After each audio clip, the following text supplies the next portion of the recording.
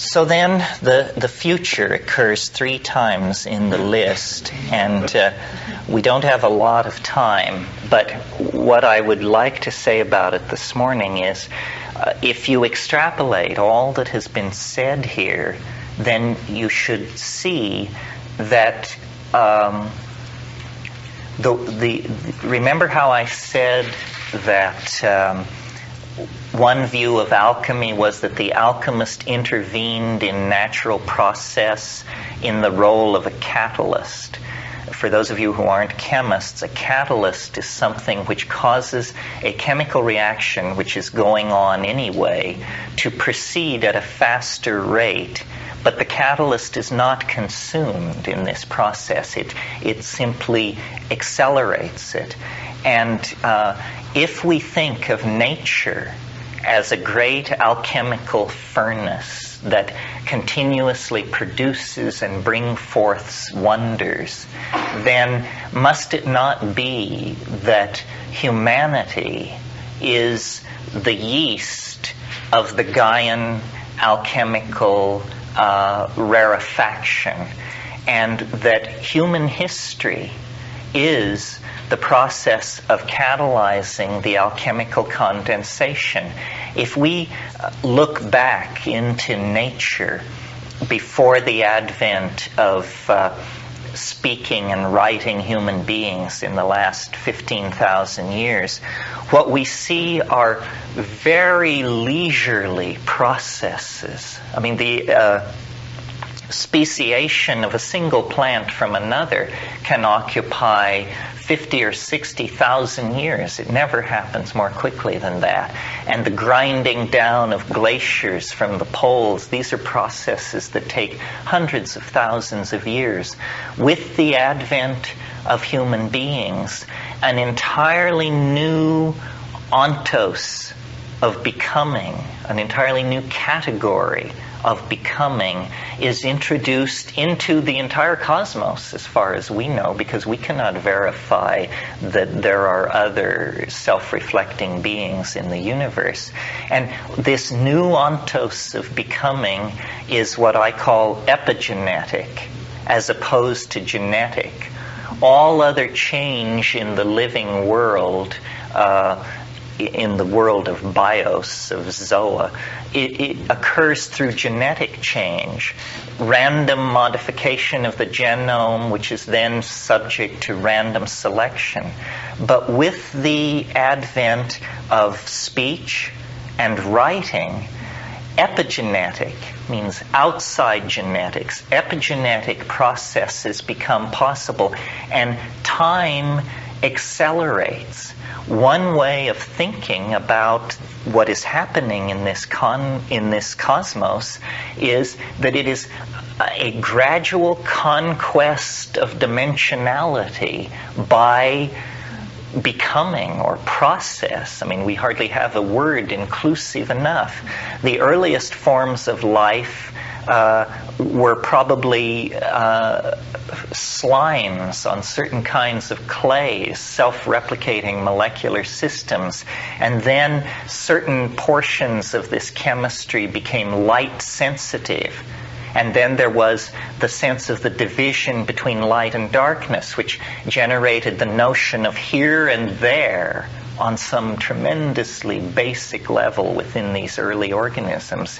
Once you have the concept of here and there, motility, the ability to move, the cilia that dot the surfaces of protozoans and stuff like this are elaborated, and a new dimension enters the picture, the dimension of time.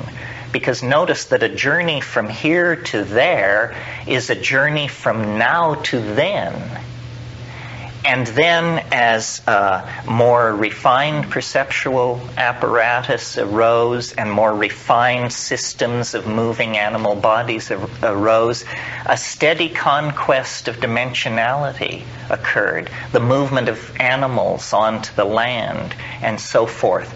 Well then, with the advent of memory, and memory must be mediated by language, except at a very crude instinctual level. Memory is a time-binding function. It's a way of somehow taking the past and calling up its essential properties so that they are co-present with the given moment of experience. And when you, it's one thing at the level of the song and dance of pre-literate peoples, but once you begin to chisel stone and write books, then you're into the epigenetic domain in a big way. And once you cross the threshold into the world of electronic media and that sort of thing, once you achieve powered flight, once you can hurl instruments outside the solar system, these are time-binding functions. And the alchemical intent, recall, was to accelerate nature's intent toward perfection. And the alchemists all believed that nature was growing toward a state of unity and perfection, that given millions and millions of years, everything would turn to gold. Everything would find its way toward the Platonian one. So now we live in a world that appears to be on the brink of its own death or extinction, and the reason we make that assumption is because our bridges are burning behind us. We see no way back to the world of the hunting and gathering pastoralists of the high Paleolithic, of the Saharan grasslands. We see no way back to the Gothic piety of a Europe with under 30 million people in it. Our bridges are burning, and our religions, Islam, Judaism, Christianity, the major Western religions persistently insist that we are caught in a tightening spiral of ever-increasing speed that is carrying us toward an unimaginable confrontation with something which they call God, the second coming, the Messiah, you name it. As cool-headed a rationalist as Arnold Toynbee, when he sat down to write a study of history, he finally had to face the question, what is history for? And the best he could come up with is history must be about the entry of God into the domain of three-dimensional space. Well, we don't know what God is. Let's not call it God. Let's call it the Philosopher's Stone. Let's call it the Sophic Hydrolith. And I believe that the chaos of our world, the apocalyptic intuition that informs our religions and our dreams, is because ahead of us in time, and now not that far ahead of us in time, is something which, taking a page from the mathematical concern called dynamics, we can call an attractor. The attractor lies ahead of us in time. Universal process is not driven by a downward cascade of Cartesian casuistry. That's the scientific notion, and it leads to a universe of entropy and heat death millions of years in the future. But what we see around us is a continuing and accelerating complexification as human beings, machines, ecosystems, the solar system itself is beginning to knit itself into a tighter and tighter organization. I believe that alchemy provides the best metaphors for understanding this.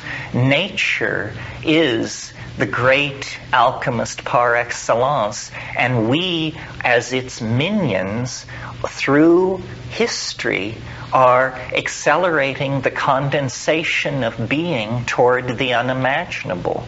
So that in my system, my way of thinking, there's ultimately a symmetry break with ordinary history.